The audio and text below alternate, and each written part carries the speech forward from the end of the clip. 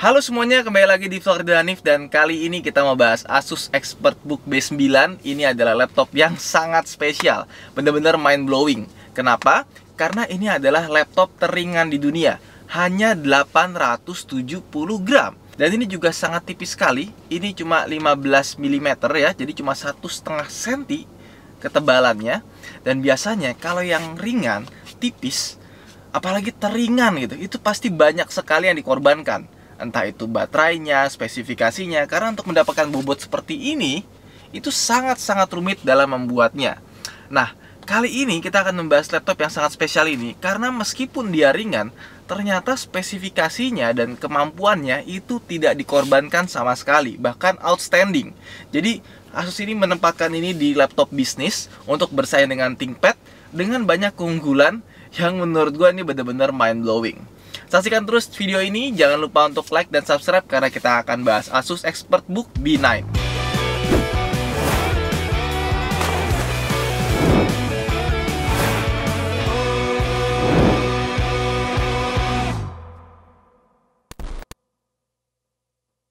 Biasanya kalau laptop tipis, smartphone tipis, itu pasti baterainya itu kecil dan nggak bertahan lama, ya nggak sih? Kalau yang tebel-tebel itu biasanya baru baterainya lama.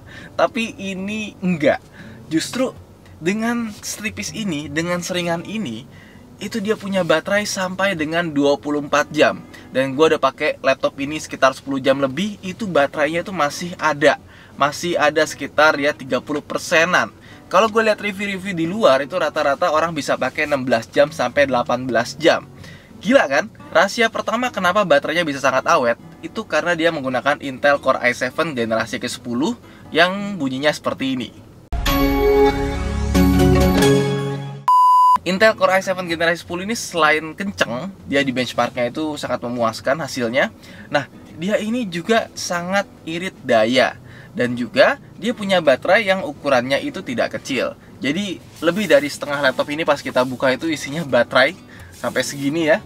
Nah, itu ukurannya 66 Wh. Kemudian layarnya juga punya yang namanya PSR, Panel Self Refresh Technology, dimana dia punya kartu memori sendiri, sehingga pas ada gambar statis, dia itu nggak perlu memakan daya VGA untuk memproses gambarnya. Jadi makanya baterai bisa lebih awet. Dan lucunya, meskipun baterainya juga sudah sangat awet, dia juga sudah dilengkapi dengan teknologi fast charging, dimana kita bisa ngecas dari 0 ke 60 itu hanya dalam waktu 39 menit saja. Dan buat ngecasnya sendiri pun dia juga nggak perlu repot-repot ya, karena dia pakai USB Type-C buat ngecasnya, dimana kita bisa pakai charger handphone biasa. Gue udah coba, berhasil. Cuma kalau mau fast charging kita harus pakai bawaannya, karena bawaannya itu dia punya kepala charger itu 65 watt. Sedangkan kalau HP itu biasanya nggak nyampe segitu ya. Terus yang kedua, biasanya kalau yang ringan itu kan agak sedikit ringkih ya. Yang tipis itu biasanya ringkih. Ini enggak.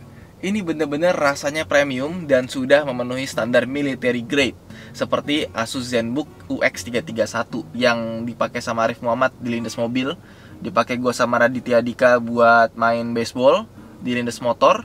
Ya, ini kurang lebih juga sama standarnya. Rahasia kenapa laptop ini bisa sangat kuat dan ringan sekaligus ya, itu karena dia body dan sasis yang menggunakan magnesium lithium alloy atau Mali alloy. Dan pas kita bongkar, untuk menambah kekuatan dari laptop ini memang benar-benar dibuatnya serius. Kayak misalkan di port HDMI-nya, di port USB-nya itu dikasih dudukan metal lagi, penahan biar nggak gampang koyak. Begitu pula dengan hinge-nya yang gue lihat itu benar-benar sangat kokoh.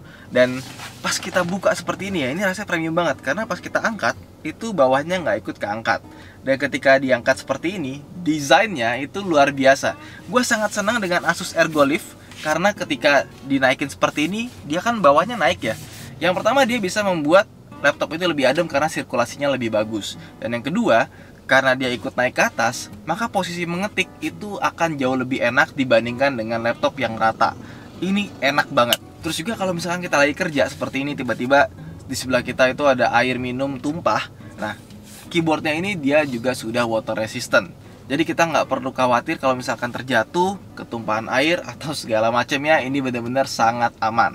Terus yang biasanya laptop tipis dan ringan, itu biasanya portnya banyak disunat. Tapi di laptop ini enggak. Dia punya 2 buah slot USB Type-C, Kemudian ada port HDMI. Ini penting banget karena bayangkan biasanya pakai laptop kayak gini, bos, dia masuk ke ruangan mau meeting, terus buka proyektor, ternyata portnya nggak ada, akhirnya cari-cari dongle lagi. Di laptop ini nggak kejadian karena sudah ada port HDMI yang ukurannya full. Kemudian di sini ada mini port HDMI. Terus di sebelahnya dia dapat kancing tone lock, port USB biasa, ya. Jadi kita masih bisa colokin flashdisk biasa ya.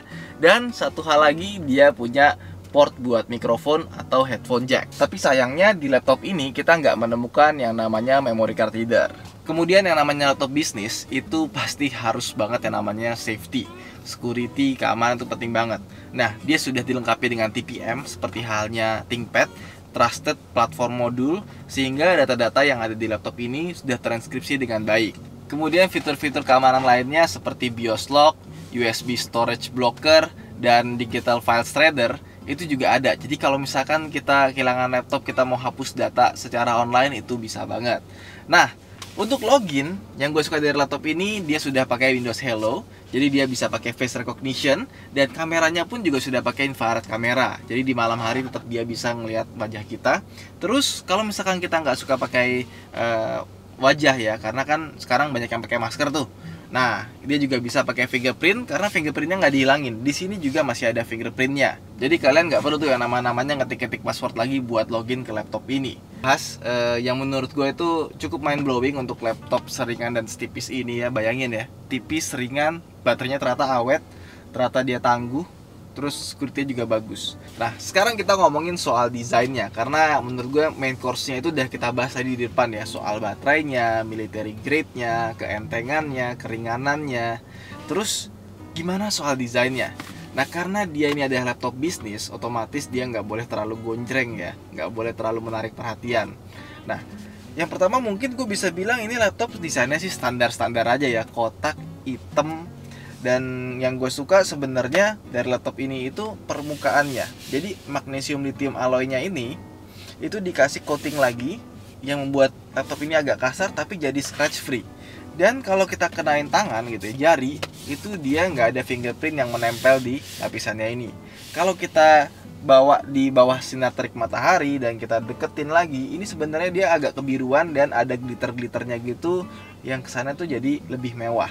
Termasuk sampai ke belakangnya. Biasanya kan yang mewahnya itu kan di depannya doang ya, tapi di belakangnya itu biarin polos. Ini enggak. Ini di bawah sini juga tetap rasanya ada sedikit kasarnya, sama ada glitter-glitternya juga. Dan kalau kita buka, ini baru kelihatan mewah. Seperti gue bilang tadi, hinge-nya ini itu solid banget, jadi nggak bikin goyang-goyang. Dan dibuka pun juga bisa pakai satu tangan. Masuk ke dalam, keyboardnya kelihatannya kotak kaku. Tapi pas sudah nyala, lampunya itu bikin kelihatan bagus dan mewah. Dan yang gue paling suka itu keyboardnya. Ini bisa gue bilang sekelas ThinkPad ya. Ini travel ya 1,5 mm. Dan klikernya itu enak banget. Itu pegasnya ya, feedbacknya itu juga enak banget. Jadi kalau untuk keyboardnya ini benar-benar kelasnya kelas ThinkPad gue bilang. Kemudian untuk touchpadnya ini juga bagus sekali. Dia pakai touchpad yang berlapiskan kaca. Dia sangat licin, enak, presisi, dan lebar, serta kita bisa dapat numeric keypad kalau misalkan kita pencet tombol di atas sini. Bisa dimatiin juga, kalau misalkan mau dinyalain tinggal kita pencet aja, langsung keluar numeric keypadnya. Ini bagus banget sih, tapi ada satu hal yang gue nggak suka dari layout keyboardnya ini. Karena dia punya tombol power, itu yang ada di bagian sini, nggak dibikin terpisah dari layout keyboard. Jadi kalau misalkan kita pencet backspace, kadang-kadang kita suka salah, jadi malah mati laptopnya. Untungnya laptopnya itu udah pakai SSD ya, jadi kalau mau nyalain lagi juga sangat cepat. Yang namanya laptop Asus itu dia biasanya punya thermal management yang bagus, sehingga dia adem. Dan laptop ini bener-bener luar biasa. Dibandingkan dengan laptop Asus yang lain yang udah terkenal adem, ini sangat-sangat adem. Thermal managementnya ini bagus sekali, dipakai buat internetan, nonton, segala macam. Itu sama sekali nggak ada panasnya gitu, anget dikit aja di bagian sini, tapi wajar karena di sini ada heatsinknya. Nah, rahasianya kenapa dia bisa sangat adem, karena model heatsinknya ini sudah pakai model terbaru, di mana penelitian terakhir-terakhir ini katanya kalau bikin heatsink itu dia nggak boleh lurus, harus miring. Kenapa harus miring? Karena pas anginnya keluar gitu ya, kalau lurus kan dia cuma lewat-lewat aja gitu kan. Nah, kalau dia miring itu kontak ke permukaan heatsinknya itu lebih berasa gitu, lebih berasa karena dibelokin kan, seret gitu. Ya gitulah pokoknya. Jadi kenapa dia lebih adem. Kemudian soal layarnya, dia pakai layar Full HD, belum 4K, karena kalau 4K mungkin nanti baterainya itu akan cepat habis. Dan dia juga belum touchscreen juga, sama dia punya bezel yang tipis-tipis. Nah, ada yang unik di layar ini, karena dari spesifikasi Asus tuh bilangnya layar ini punya tingkat kecerahan 300 nits, yang menurut gua standar banget. Nah, tapi pas gue pakai sebelah-sebelahan waktu lagi mindahin data di Asus VivoBook S14 yang sama-sama punya layar 300 nits, ini pas di siang hari itu bisa terlihat lebih terang. Jadi gue curiga sepertinya Asus salah nulis, ini bukan 300 nits tapi lebih.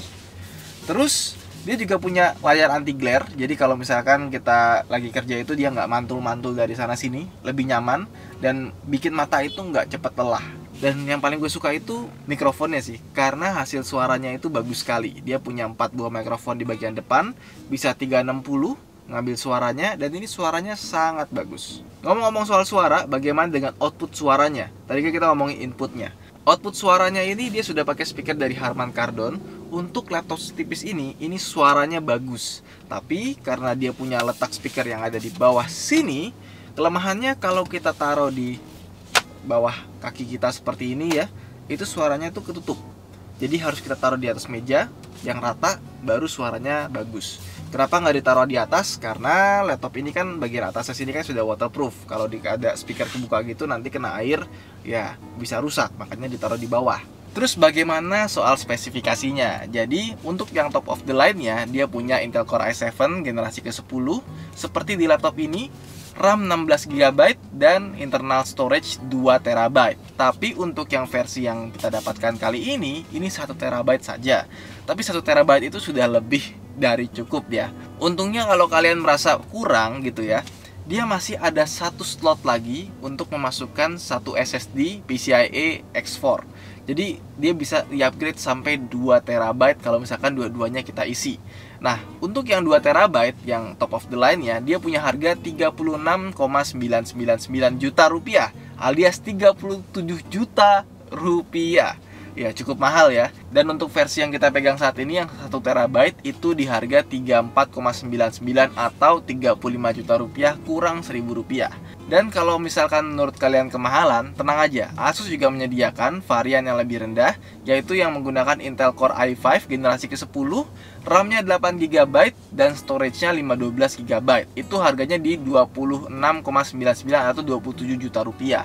Tapi RAM-nya itu tidak bisa di-upgrade. Jadi kalau udah 8GB ya 8GB aja. Tapi kalau menurut gua, laptop ini mahal karena memang buatnya dan mendesainnya susah banget sih, bener-bener mind blowing. Bagaimana kalian menciptakan laptop yang 870 gram saja, teringan di dunia, tipis juga, tapi baterai tetap awet, performanya tetap kenceng, terus juga thermal manajemennya bagus, dan keyboardnya dipakai juga enak. Biasanya kalau laptop tipis kan keyboardnya kan rasanya ya begitulah ya.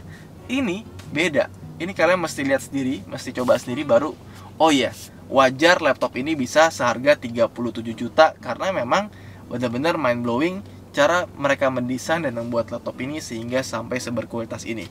Itu aja mungkin vlog kita kali ini. Terima kasih telah menonton. Jangan lupa untuk like dan subscribe. Saya Ridho Hanif. Kalau misalkan kalian sudah punya laptop ini, bisa komen di bawah.